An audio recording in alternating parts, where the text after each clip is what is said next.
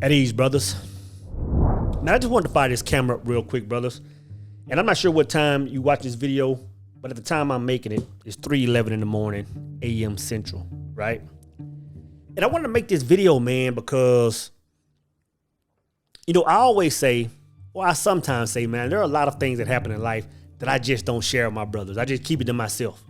You know, whether it's events, whether it's certain pieces of knowledge, I just keep it to myself. But tonight, I'm going to share one of those things with you, man, for a specific reason, because I think it's going to help explain a lot of what's taking place in the world, right? So the thing I want to share with you, man, is in my lifetime, over my 48 years of living, I've been visited by 3 angels, man.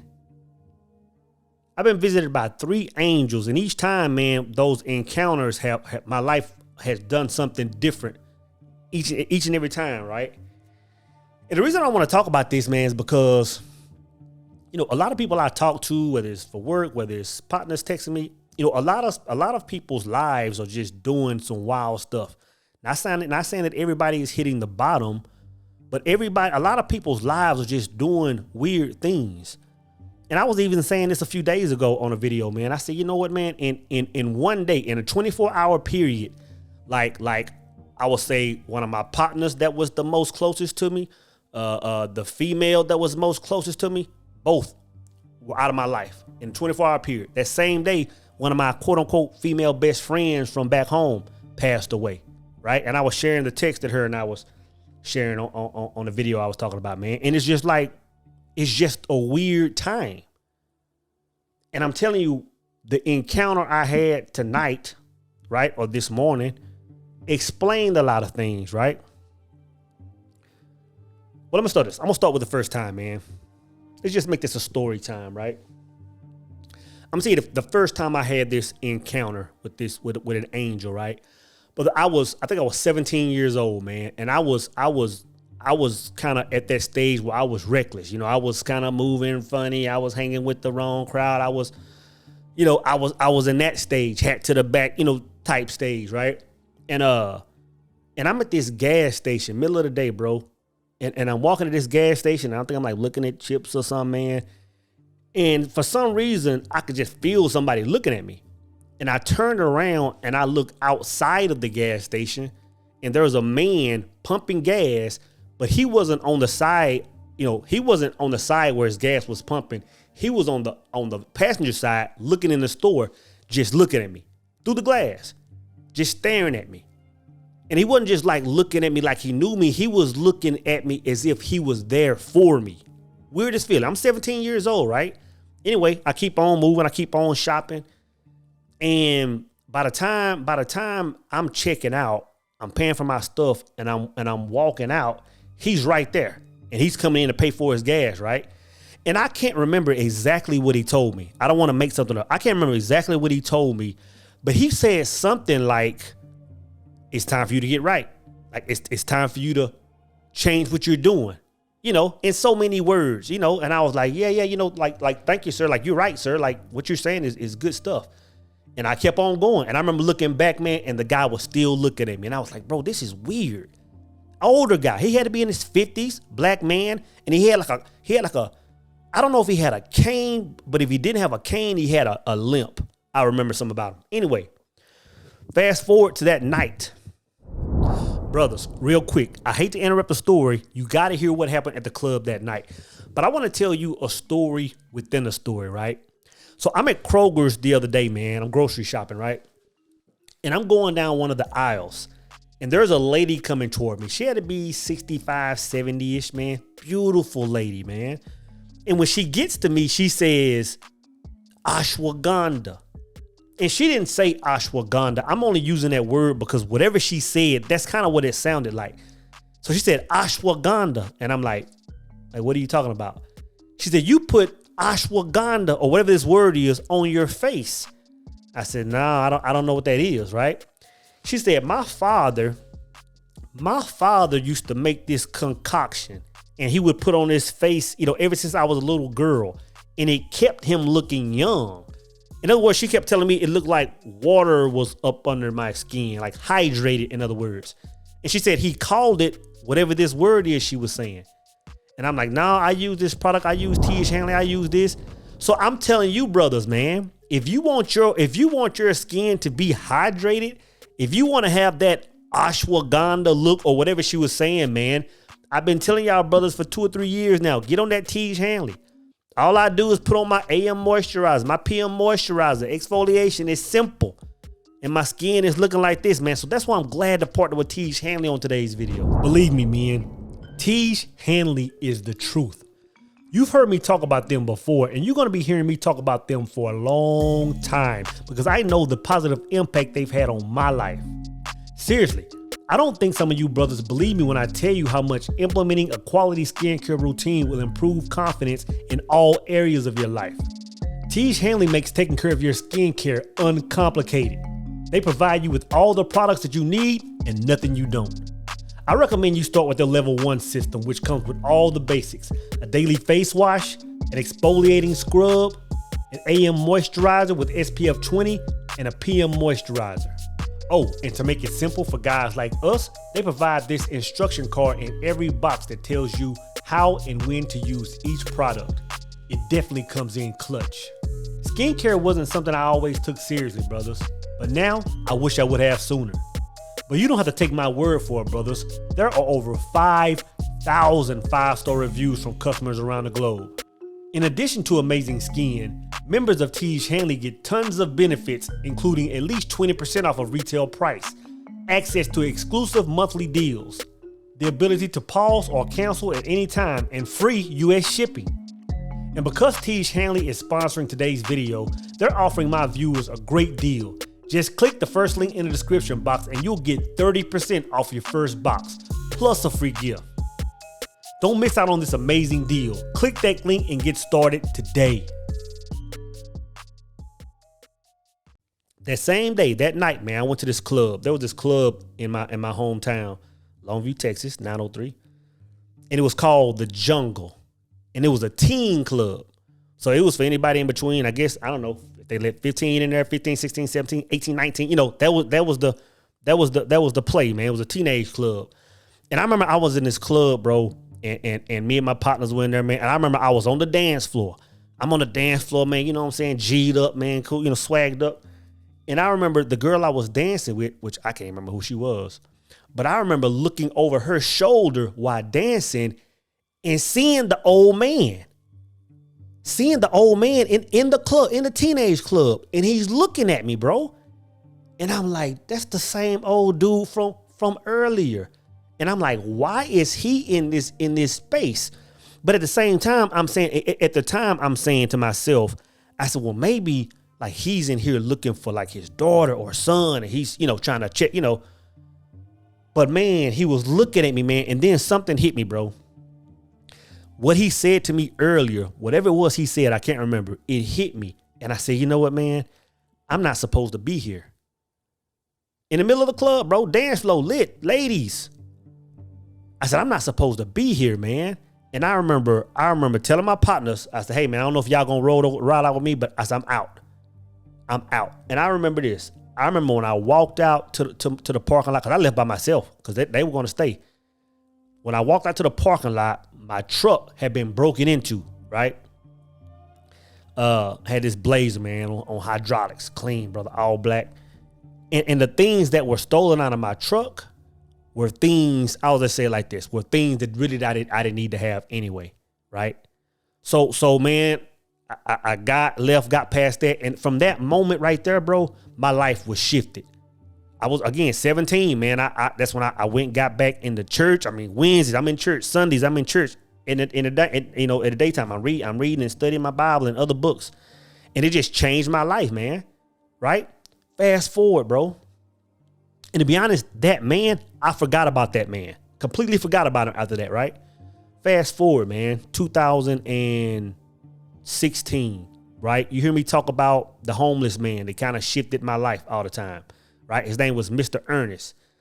And the way me and Mr. Ernest met, man, was I lived in the Mercantile building, downtown Dallas. And Mr. Ernest was a guy that he was homeless. He would just stand on a corner selling newspapers I even got the newspaper, man. It was a newspaper called Street Zion, right? And Mr. Ernest was selling these papers called Street Zion.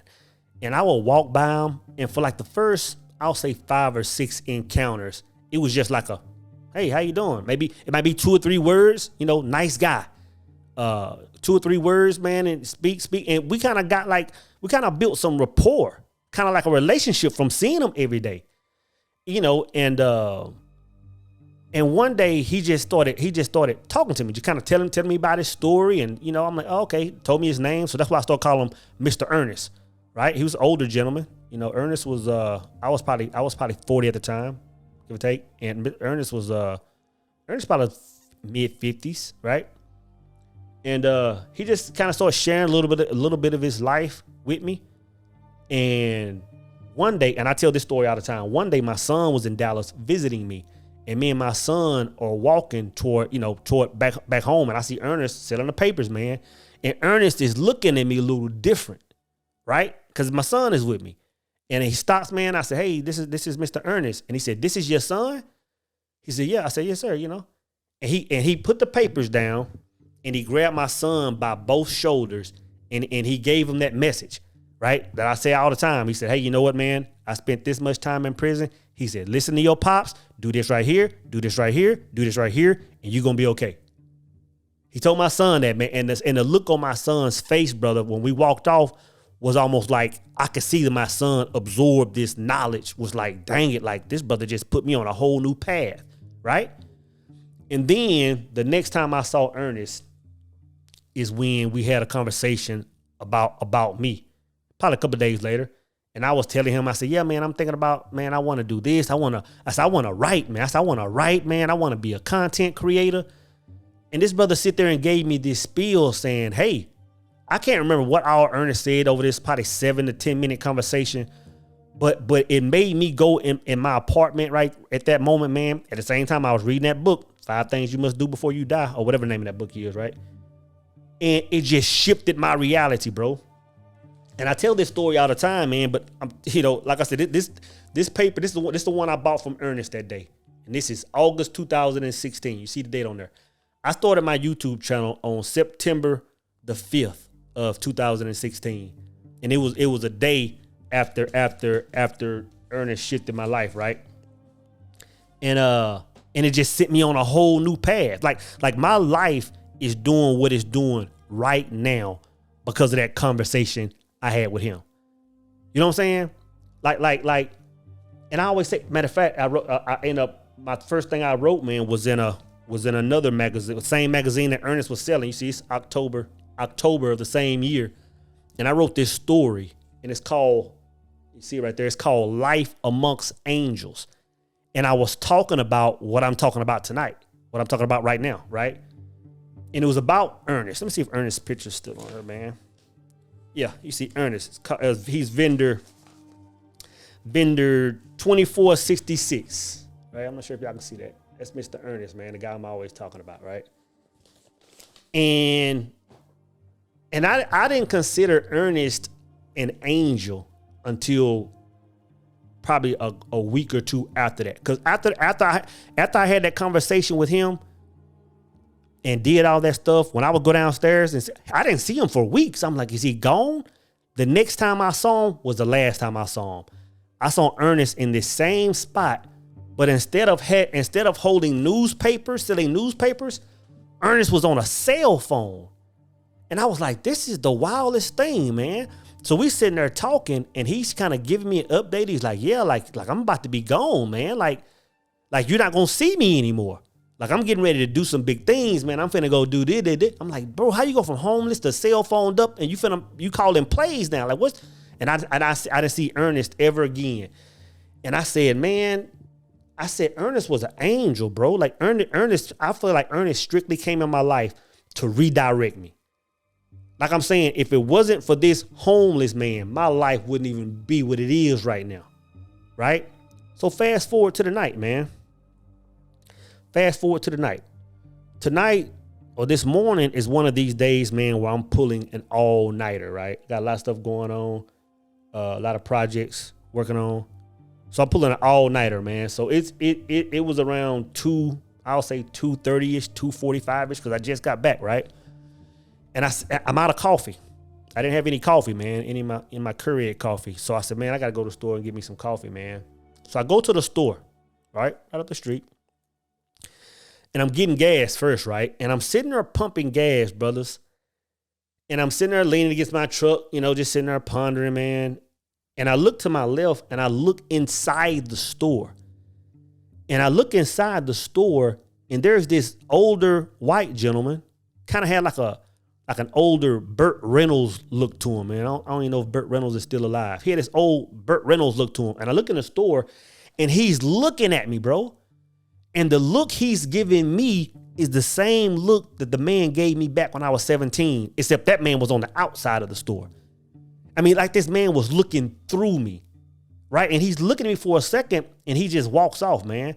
And I'm thinking to myself, I said, well, maybe he's just trying to see what pump he's on so he can tell the cashier what pump he's on. And I'm looking, brother, and it's 2:30 in the morning. It's not a car. Nobody's getting fuel. So I'm like, bro, it's weird. Bro was looking like that, right? Didn't think nothing of it, man. Got my gas, went in the store, getting my coffee.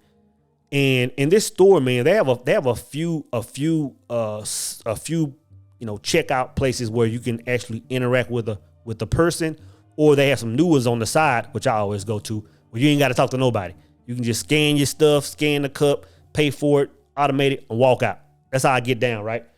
So I'm sitting there scanning my coffee, getting ready to pay for my coffee, and he walks up and he goes to the aisle where the young lady was, right? And he just like, hey, how's your day going, man? I'm like, it's going good. I said, pulling an all-nighter, ran out of coffee, And then, he kind of just said a few words, man. And out of the blue, he says this. He looks over to me, he says, it's the season of judgment, right? He said, one thing you need to focus on, because I'm telling him what I'm working on. He said, it's the season of judgment. He said, just keep looking forward and keep moving forward. He said, it's the season of judgment. Just keep looking forward and keep moving forward. And when he said that, bro, I'm going to tell you this. The energy I felt from him was the exact same energy I felt at 17 of this man telling me this. I said, you know what? This man is at this gas station for a reason. So when he said that, I'm driving home, man, I just said, the season of judgment, the season of judgment. And I get home, man, and the first thing I do is start Googling that. And it says, and I just Googled it, and I don't know if this is an article or what this article is called, The Final Judgment. This first thing came up. And it says, the timing of Christ's return remains unknown, but attendant events for the final day are plainly disclosed in Scripture. The dead will be raised, all humanity, along with all rebellious angels, will be divinely judged. Consequently, everyone will receive appropriate reward or punishment. These basic facts are clear, but there is considerable debate over the finer details. This. The part that stood out to me was, consequently, everyone will receive appropriate reward or punishment. And that's the energy I've been feeling, that a lot of people have been feeling over the last few weeks. Not necessarily about judgment or Christ's return, because the return of Christ to me means something completely different than the far majority of people. But it's almost like the energy I've been feeling is like there's just a divide coming. Not necessarily a financial divide, just a divide, like a new world is coming. And I thought about what the man said, what I call him Burt Reynolds said, man. He said, just keep moving forward and keep looking forward. I thought about Lot and Sodom and Gomorrah. That's the same situation that he was in, man, where where the old world was being destroyed. And Lot was just instructed to keep moving forward and keep looking forward. Like, there are going to be people in your circle. There are going to be people that are going in the same direction as you. They won't make it to where y'all are going. But during this time, man, you really can't put energy into anything except your mission and where you're going. Like that's where we are. So my message to y'all brothers today, man, is to do what the man said. To just keep moving forward and keep looking forward. Because again, like I say, I talk to a lot of people every single day, man. And a lot of people's world is just Just doing something weird. It's doing something weird. But at this point in time right now, man, we can't be distracted by anything. We can't let anything distract us from where we're going. We can't let anything distract us from our purpose. Whether it's family members, whether it's husbands or wives, whether it's jobs, whether it's things outside of our control, brother, we have to stay focused because we're going through like, I'll say a spiritual purge. Like I believe, and I'm always talking about this 100-year cycle. I believe that this portion of the 100-year cycle is a very powerful part of it. Like I keep talking about 1919. I think what we're going through right now is the same thing that people went through in 1919. And for y'all that haven't heard me speak on that, like if you look at a lot of the large companies right now, a lot of them were established in 1919. So I'm not exactly sure what happened back then, like what the world was doing, but I can assume it was something like now, where it's like a great divide, where like the people or the companies that are going to be huge, the people that we still talk about from back then, or we're calling certain plays and making certain moves then. So again, brothers, just stay focused on whatever life is doing or wherever you're going. Stay connected to that. Who am I? What my truth is. And don't let anything take you off course. Not right now. Not right now. Eliminate devices right now. You know what I'm saying? Eliminate anything in your life that you may feel as toxic right now.